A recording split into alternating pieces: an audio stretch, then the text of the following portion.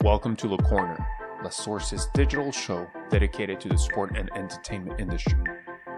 Every 2 weeks, we invite a professional to share their experience, background, and challenges.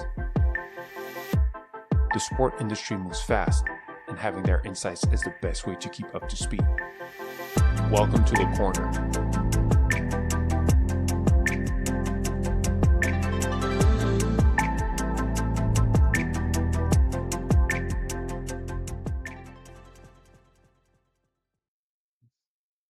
Hello, everyone, and welcome to a new episode of LeCorner. Today, it's my pleasure to be with Pawel, one of our portfolio company, Respo.Vision. It's fun to see you for once on the podcast. It's not something we do usually. So, how are you, Pawel?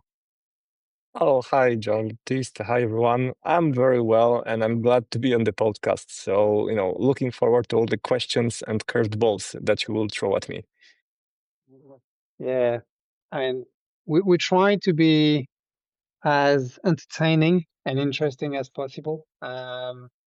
Usually we spend a bit of time more in the background, so this is something we'll have, but I want this more to be of a discussion, as you know, and I'm sure we'll have a lot of insights out of it. But um, usually, like I was saying, speakers come to sport for a specific reason. Either they've become an athlete or they had a specific passion for it. What's your story, Pawel?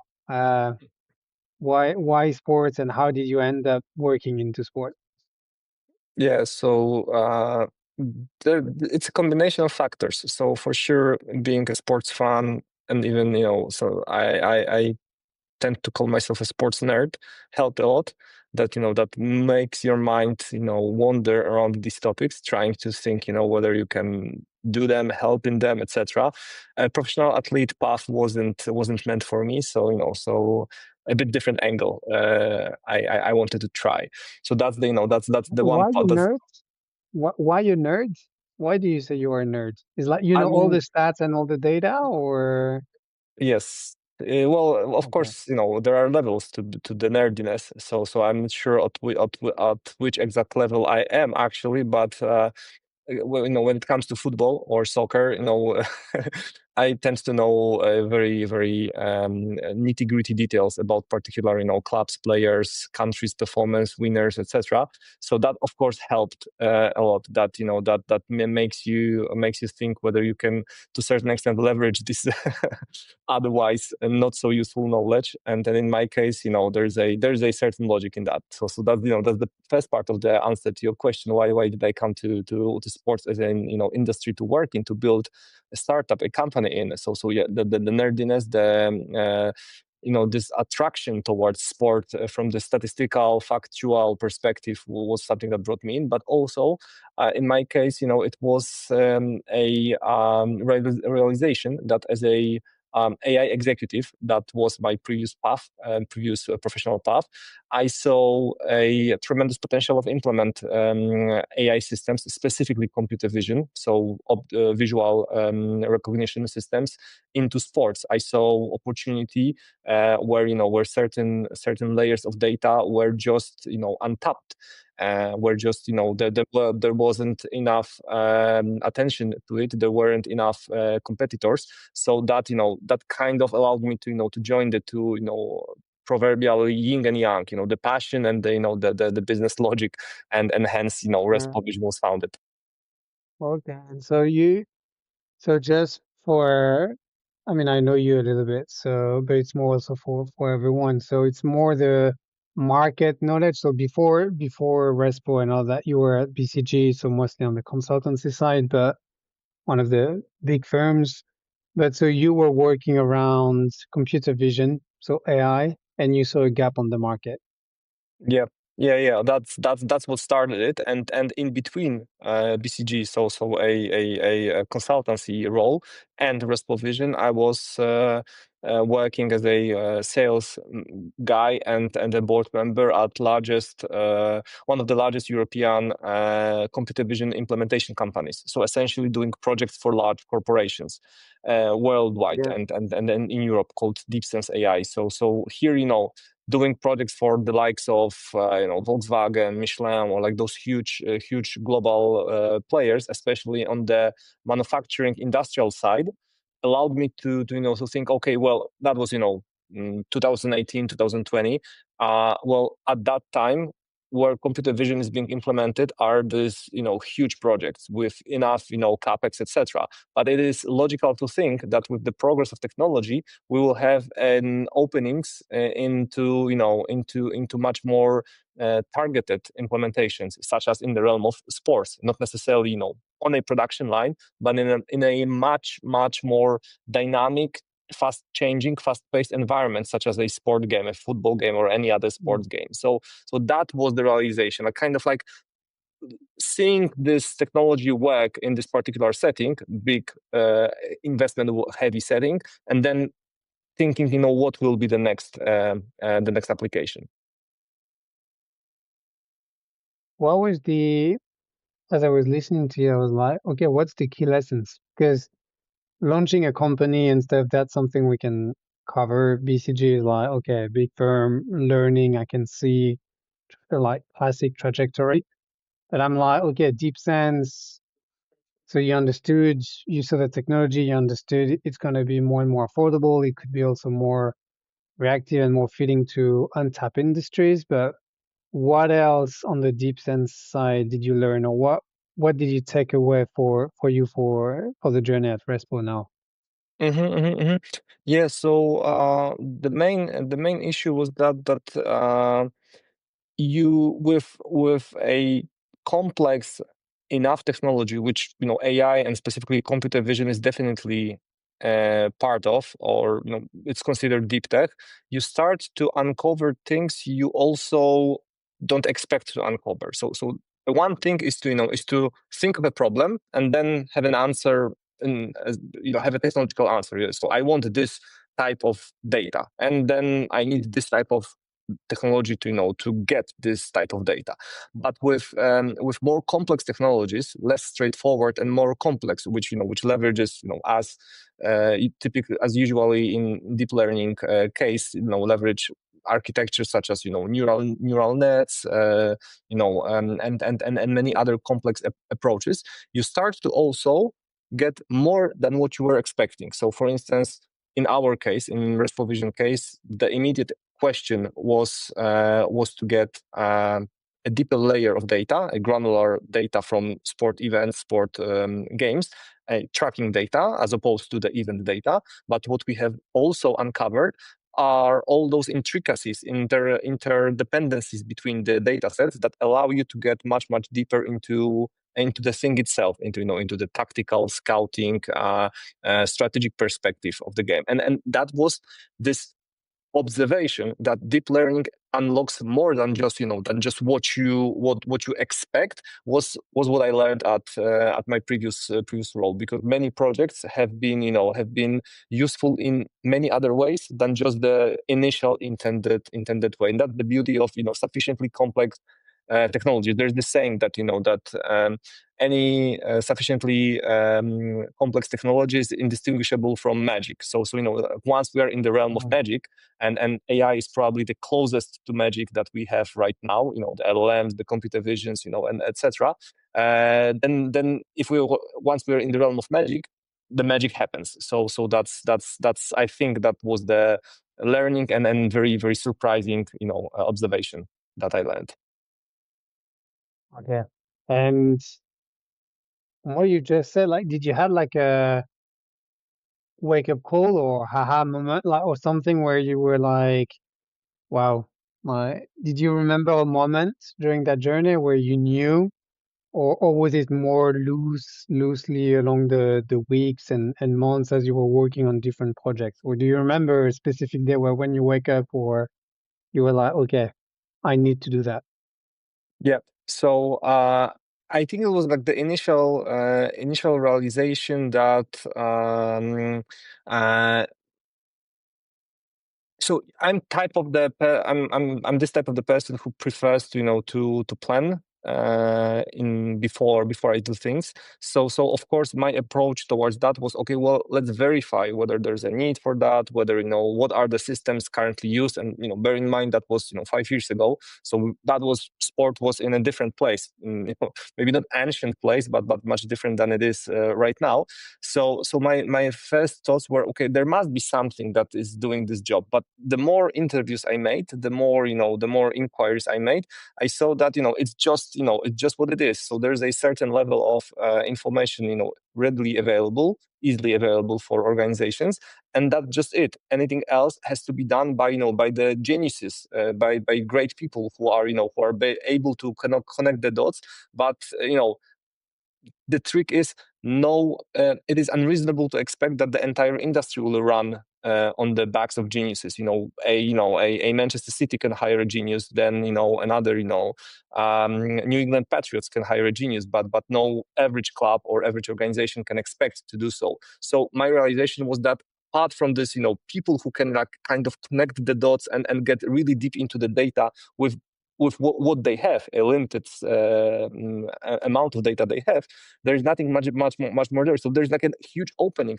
So in other words, my point, the eureka moment for me, which you are asking for, was realizing that it is impossible that the best depth of sports data is event data, which was predominant layer back then. It is impossible that beyond event data there is no cognitive value. There's no there's no information down there. It is much more probable that event data is the level that we were sitting at that time, because event data goes down exactly to where limits of human perception are. Yeah, by limits of human perception, I mean one can differentiate a dribble from a non-dribble, a pass from a non-pass, but one cannot measure speed of the player. A human eye cannot measure speed of the player. So this was my eureka moment. Like there must be a value in the data below that level, and it's just not uncovered because of the limitations of human perception and the technology at the time. Okay. I get it's funny to hear it through that route. I really like it. And actually you make a good segue with I wanted maybe to touch base in terms of, because people have heard computer visions, the data, and we're already starting to go between, you've mentioned NFL or other type of franchises or sports organizations which are more tier one. So in your own word, can you tell people or anyone what is Respo.Vision? What is it that you do? It's Respo.Vision is a tool to get access to this in-depth data that I was just blabbing about. And by in-depth data, I mean a very, very detailed understanding of what's going on the granular level in a sports game. So in other words, it's tracking data. So essentially all the movements up to the centimeter level detail of all the players, the ball, referees if you want, and then from these data, you can start getting, in-depth answers and in-depth information. Let's call it a advanced statistical layer. So Respo.Vision is a way to get hold of this data, and a very simple and easy way to get hold of this data, because our technology That was my question, Pawel.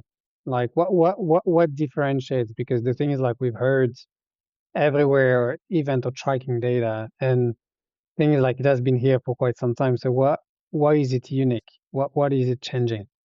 Yeah. We can do it all from a single camera, and actually we don't discriminate whether it's a broadcast camera, a world feed, a tactical camera, a panoramic camera. So any recording of the game we can process, and therefore our solution is scalable and deployable fully remotely. We don't need any operations. We don't need any camera, any specific requirements towards hardware, and yet we deliver the quality which has so far been reserved for multicam systems. So the innovation, let's say the the new thing that we bring to the market is, elite level data. One, the data so far reserved for the, behemoth, the giants of the sport world, in a democratic way, democratic access to such elite level data, because we don't need our technology. Essentially, our technology is strong enough, arguably the strongest tracking technology in the market, that it can deliver the elite level data even from a single camera, making it accessible, deployable literally everywhere, including youth and grassroots games. So all the way down the pyramid. Because, understood. So because you use only one feed through the software, you don't have the CapEx, so you don't have all the investment like Okai or Tracker, like all these big players where they have multicam system that cost a lot, travel as well, because you need to install prior to any kind of competitions. If there's a problem with the stadium, you need to change. So all that resolved. So you're making it easier from a logistical standpoint, but also like way cheaper because you don't have all the cost in terms of hardware, travel, installation, and all of that. Okay, understood. Yes. In other words, it's like we play in the same league as the multi-camera guys you mentioned. And of course, this is my claim, but I invite any potential customer to verify this claim. We're happy to do so, because we have a very long list of current customers and happy customers who have done so, and they want more, because you can get all the way down the pyramid. You can get to other competitions, whatever you want, literally whatever you want, you can cover with our tech at the quality level so far reserved only for the most expensive, most complex systems. This means like even for federations, imagine I'm playing a regional tournament and I'm using one of your clients being CONCACAF. So there is a regional tournament for under 17 or under 15. This is somewhere where actually you can get access to elite data, even on, let's say, less premium stadium, where usually you have the multicam system, but so that the federations can build a proper pathway or have a clear understanding of their own team, but also the opponents. And so working on an individual or a team performance basis.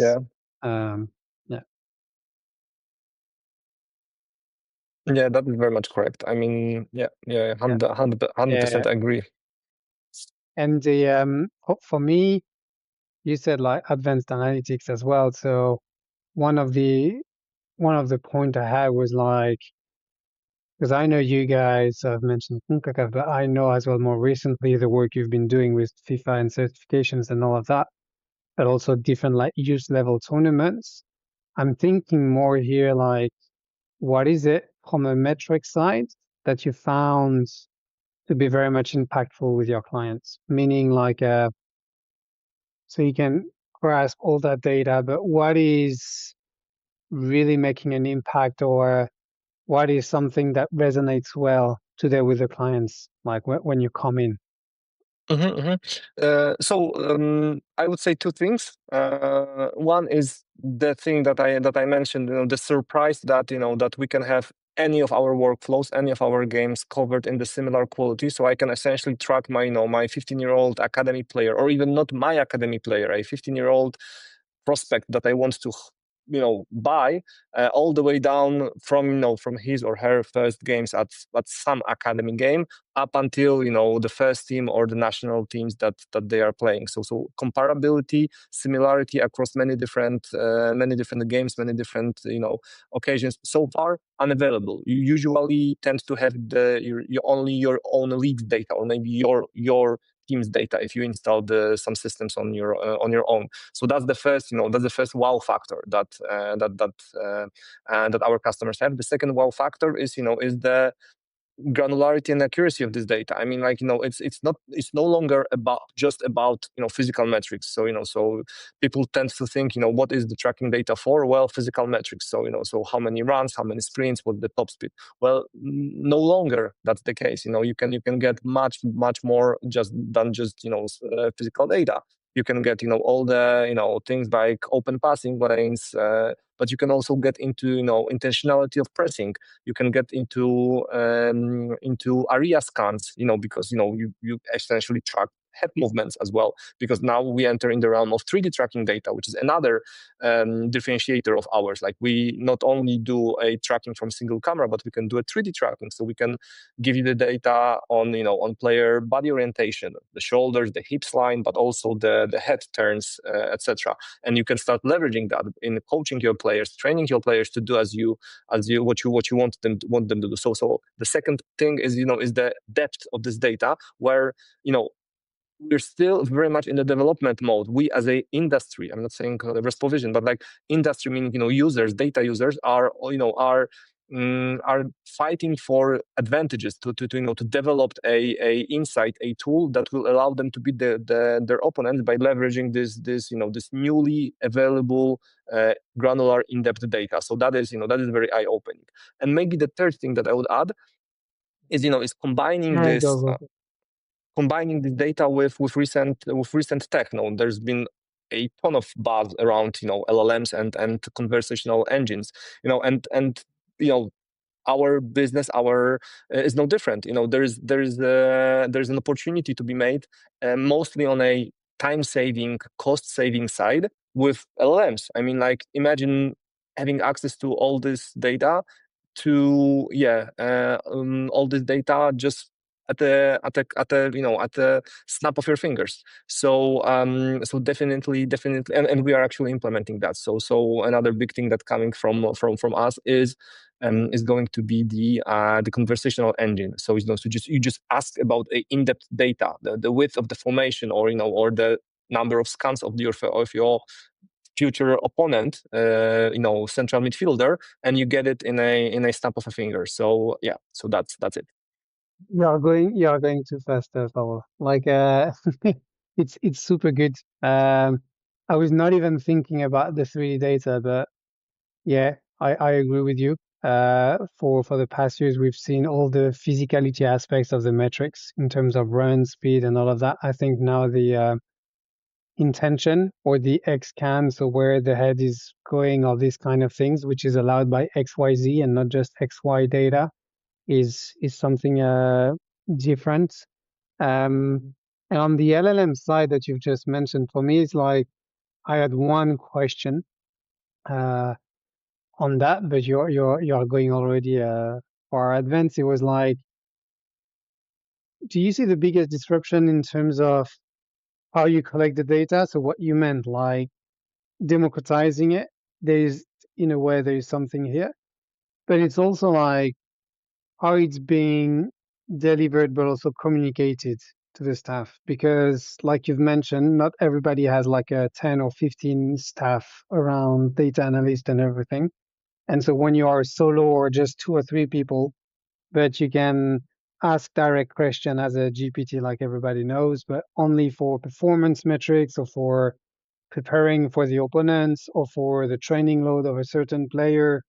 It's like, where, as of today, where do you see the biggest disruption? Is it at the start, like garbage in, garbage out? So is it how you capture the data and how you populate it, or is it more how it's being delivered as an output and communicated, or is it both? Maybe that is very, very good, interesting point that you are touching upon making, Jean-Baptiste. I mean, so let me start by saying, what LLMs are good at. There's a solid argument to be made that LLMs are essentially, next word generators. So like, you imagine, 5 years ago, you were typing some text message and you had this system that suggests you, the next word based on the typical sentence setup, etc. So in some way, it is how they were built. They're predicting the next words, letters, sentences, or phrases. But the trick is they were trained on so vast amount of data that they are so good, like unbelievably good at predicting this data, to the extent that they are actually providing you additional information that you would otherwise have no way to obtain, because they have literally read all the libraries of the world. So if they are predicting the next words, which are to be answers to your question, they are literally using the all the libraries of the world of content. This is great for the general purpose LLM, but for specific purpose LLMs, if it's a legal LLM or or an investment advisory LLM or a sports LLM, it's a little bit more difficult because it's not like the entirety of the great findings that a coach might have before his or her next Champions League game has been written in library somewhere else. I mean, no, the game is evolving. Like certain trends, etc., has just been has just emerged. It's not like sport is a codified hundreds of years of of monks rewriting books in monasteries. Yeah, nothing like that. So here the challenge is much more difficult.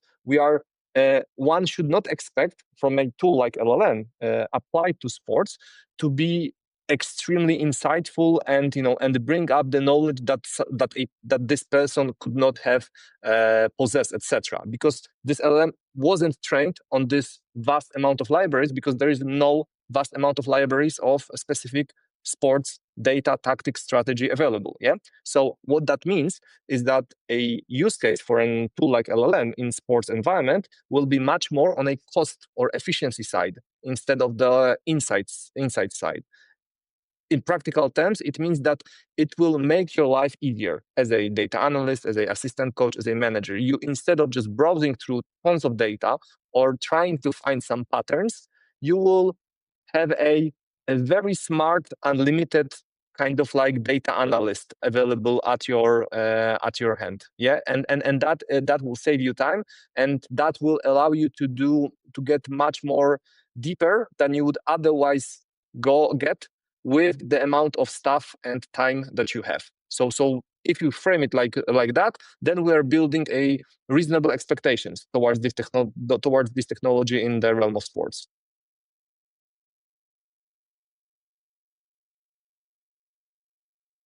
Sorry, but I have to ask that one because we know our industry or the sports entertainment is very much relying on live. I know how complex it can be, especially when you are not multicam system, and I see that as well with LLMs and everything we've discussed is like, what's the positioning you have around live tracking from your end as Respo? And how do you see that for performance, but also the media or betting purposes you can imagine?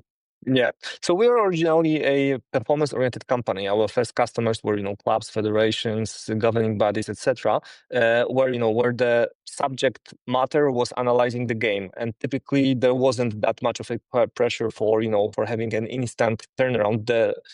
The user of the data was the head coach, the assistant coach, etc., would typically sit down after the game and not during the game. So our system has been built with that in mind. But the more we go into media or sports betting use cases, which is, by the way, what we are doing right now, and opening up new partnerships and leveraging our data in that direction, the more latency is a requirement. So we are right now working on launching a live data system, which essentially will process frames and not games, and therefore deliver the data in a matter of seconds and not minutes or hours. So the live, especially, so the short answer is that if you want to make your mark in fan engagement, so media landscape, media industry, then definitely a tracking system should be able to operate live, because this is when the data matters the most, upon immediately after or upon certain things happening.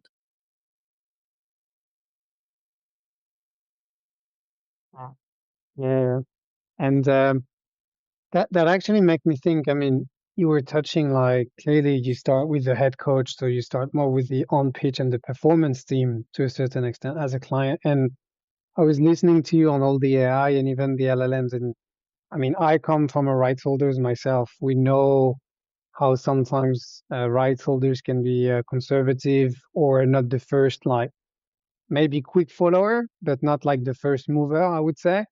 Um, for me, still around when I hear sports organizations and even like performance team with AI next to it or LLM usage and everything, sometimes it's a bit kind of a two worlds which are completely different. And so from your perspective, because you're also in it every day, is like, do you think there is a gap of understanding between what Respo, whatever tool around data analytics can do, especially through AI, and what actually the football world or the team performance teams think they need?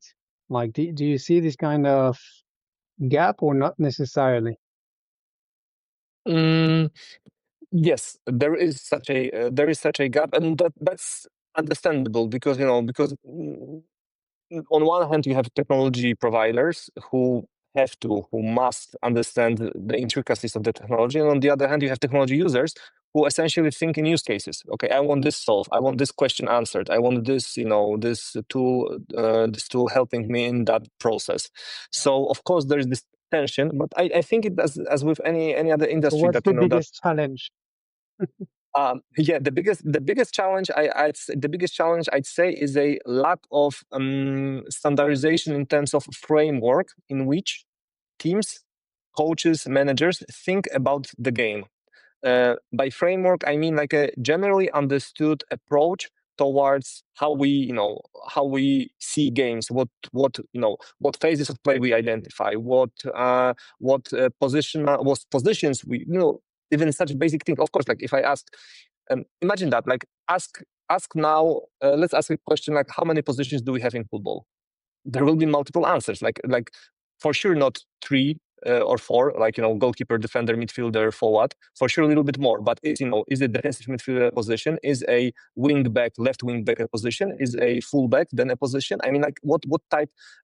Even simple things such as terminology are not clarified. Therefore, that leads us to a situation in which a people doing their jobs, team coaches, team managers, analysts, etc., they tend to develop their own way of looking at the game, at things. They adapt certain terminology, adapt certain philosophy, sprinkle it on top with their own sauce, with their own way of thinking.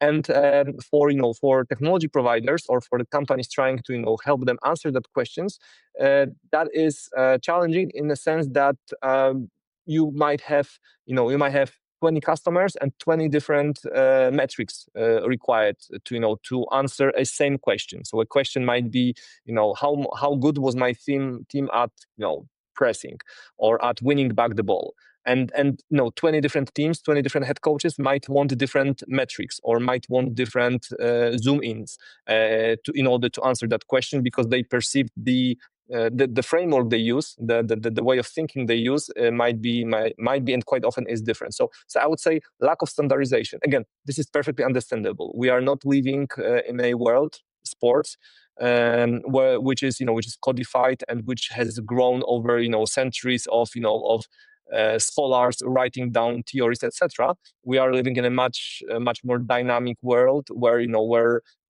dominant tactic changes every 5 years or so. We 15 years ago.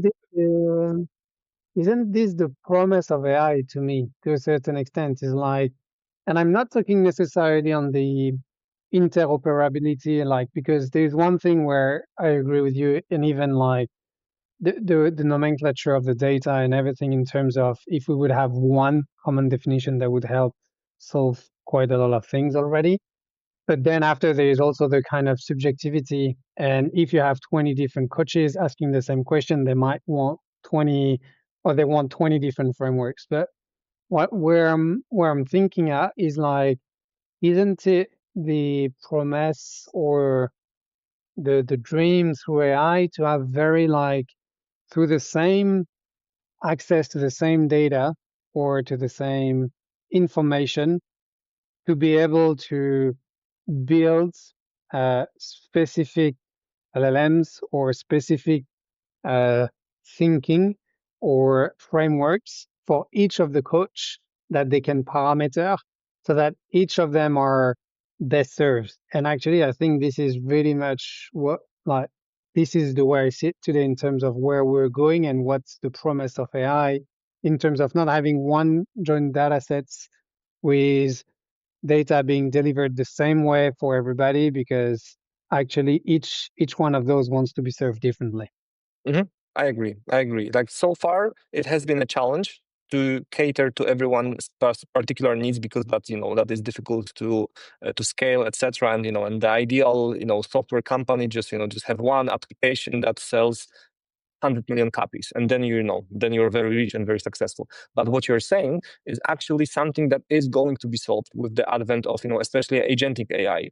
So like let's, in very simplified terms, let's call it the next level of LLMs. Like not only LLM which answers questions, but LLM agent who not only understands and answers questions, but can move around and actually do things within certain environments. So that is exactly what top researchers are working on right now in the realm of AI LLMs, to make those LLMs proactive, independent, able to do stuff. On the other hand, you have the easiness of coding, which vastly increases. So right now, a senior software developer is doing the work of the entire team from 3 years ago. So you have the team of senior to mid developers and 3 juniors who are doing the entire work. Now you have senior with LLM coding tools, which do the work of the manual menial work is being outsourced to the LLM, and therefore the easiness to create stuff, to code stuff, has never been easier. So what that means is we will be living, and it's not only for sport, like we will be living in a world where you or me, people who doesn't necessarily are expert coders or coders, will be able to develop a application that they want to do. So imagine you're doing a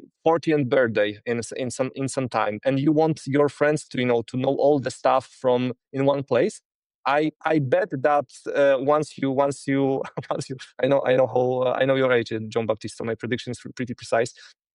If you want it by your 40th birthday, you will be able to develop an application with all the information and just send a link to your friends. Like application that so far you needed to hire a software development company and pay 100,000 euros just to build it. Like in 3 years from now, you will be just doing it almost automatically with certain natural text inputs. So you will say, this application needs to do this, that. It needs to have the information from my calendar, my photos, these photos, etc., and boom, 2-3 iterations, you will have it. So same in the world of sport. We will have systems that can be tuned to specific knowledge or frameworks that specific people have, just based on their previous tactics, previous information, or some other ways, some other forms of knowledge that can be uploaded to the system. Okay. Yeah, and you can leverage all the historical data and everything. Also cautious of the time here, but like, what does it mean for football in the future? So I was listening to you and I'm like, I know what agentic AI is. I understand the personalization, but for me, usually sport comes a bit like behind compared to other industries which have already served the wave or which are a bit more advanced. But what do you see as impact or lessons, or what is it in terms of near future or medium future in terms of the impact it will have? Is it like everybody will have his own like coach in the pocket, or like you've mentioned, building his own app will become so easy that each club will be building its own framework and have it? Or what is it that you see on that perspective? We all know and remember how the work of scout changed over the last 10 years. Yeah, needless to say, from a person who just drive around in a car watching different games to a person who just selects specific aspects of the clips that they want to see, and then does the analysis. But what is overlooked in this simple scenario is that what has typically the added value, the advantage that a scout could achieve just by being at 20 games more, driving 20 times to 20 games more than his or her rivals, was an advantage in itself. Now it makes zero sense because everybody has access to everything video wise. So the advantage moved from being there and just watching the player and maybe being able to assess him or her to being able to catch those, to catch those fleeting measures which are not yet, codified, to be able to assess from the clips or select right ways, give right commands to a system to bring you right clips to be able to make the right selection fitting your team's needs, etc. So the what I'm trying to say, the work of football scout has changed vastly, and a typical scout right now is a more of a knowledge person than he or she ever was, because of the automation of the simple task of just watching the games, therefore driving to the games, etc. The same thing will happen to other jobs, assistant manager, data analyst, etc. So they will do more and more advanced stuff with stuff which is bread and butter right now will be just automated. So simple, simple models. 5 years ago, if a team built their own model for recruitment, they could have found proverbial Mohamed Salah in a struggling in a Italian Serie A, yeah. Whereas now everybody can do that. Maybe not everybody, but like it's available to a number of people. So we are moving up and up with the sophistication level. So that is going to happen. The same as with scouts. Now you just need to be on top of what is automated. So your thinking, your brains needs to be treating certain things as just regular input, and then trying to find advantages in using them to matching them with your team needs, etc., etc. Yeah, you're not going to be replaced, but you need to have the skills to make sure you remain at the top, or that you can leverage what you are currently doing, which will be basic stack tasks, and that you will be able to outsource. Okay, I understand that. Usually we like to end up a bit on a more personal things, and you've just mentioned a bit the direction of travel, or kind of the skill set that will be required. I will have two things for you around that, because you've mentioned my age. I mean, you did not mention it, but I know we have the same age. But I wanted you to look a bit at from where you are as a tech founder, is what would be your advice for young professional, or for people that wants to break into sports? Is it on the hard skills? Is it on the soft skills? Or if you were to talk to Pawel at 22, or your younger self, what would you be telling yourself, or what kind of advice you would be telling yourself? Be like the letter T, and not like the letter I. Which is, for the entirety of the humankind, we have the shortest way to success was to get as deep as possible into certain things, and hoping that you will select a smart area to be expert in. So that is the letter I. Yeah. So you just go down to the hole, and you become one of the best guys when it comes to certain things. Yeah. Be it best tactic creator, best in-game coach, best training guru or whatever. Yeah. With the proliferation of technology and certain things being just automated, now the focus, like the best guys, the most successful persons will be the ones who can connect the dots and can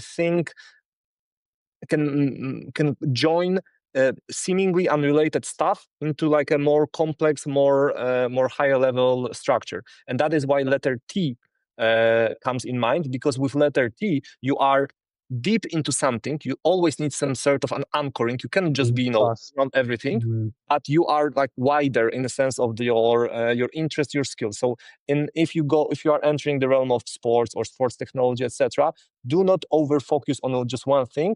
Try to select your area of expertise, but at the same time be curious and just try to lick everything, be it LLMs, be it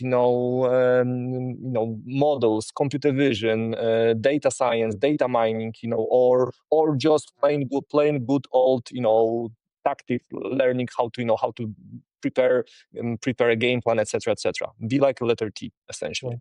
So cross verticals. I like the letter T. Like you should, I don't know if there is an IP or if there is someone on it. Like you should write a book on that. Be a T, not an I. Like that. That's not too bad. I like it.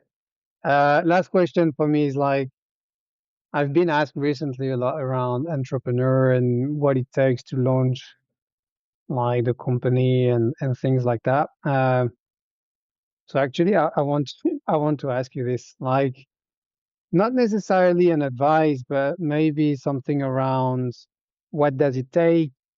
Um, do you like the journey so far? I guess so, but it's more like yeah. I don't see the questions mainly as an advice or anything because, but maybe it's more like you're being open around what does it take to be like a co-founder? What does it take also to raise funds? What does it take also to go on the market? Like balancing with the private life because sometimes we just see the good aspects, sometimes we see only the shitty aspects. So yeah, just having your thoughts a bit more on the entrepreneur and maybe like few lessons or takeaways for people listening to us, and maybe it's for those that are wondering whether they should go down that route or not.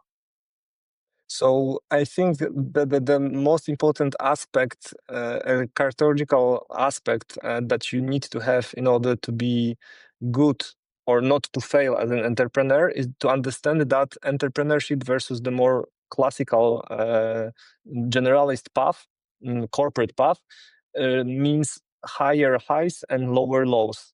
So if you're comfortable dealing with this, and I think you as an entrepreneur yourself, Jean-Baptiste, you can relate to that. You need not to get carried away by high highs, thinking, I'm so great that I don't need to do anything else because I will be successful from now on always because I'm so successful now. On the other hand, you need to get depressed that that things are falling apart because the next day they can seemingly surprisingly start to get better once again. So it's just, instead of like a linear growth path, entrepreneurship is more like a sinusoidal growth path, and you just avoid get carried away or avoid get depressed on the way there. And if yes, then if you are capable of doing that, then this path is great because it's exciting. It means lots of fun stuff, lots of fun along the way. And of course, I wouldn't do it otherwise. Like I would do it again, but one needs to be aware of this difference in emotions and and managing yourself, kind of that gets important to as you are on your path, entrepreneurship path. I like it.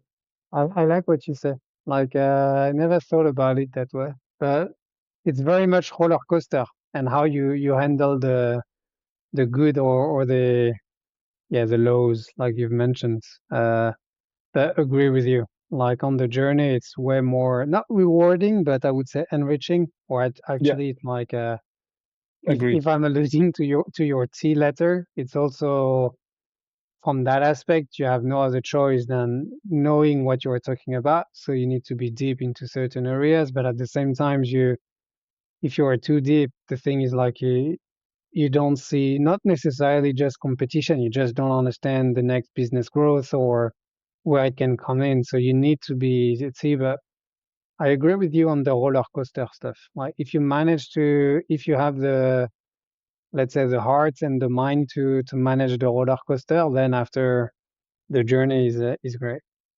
Thank you, Pawel. Like I think I think it was I really like the discussions.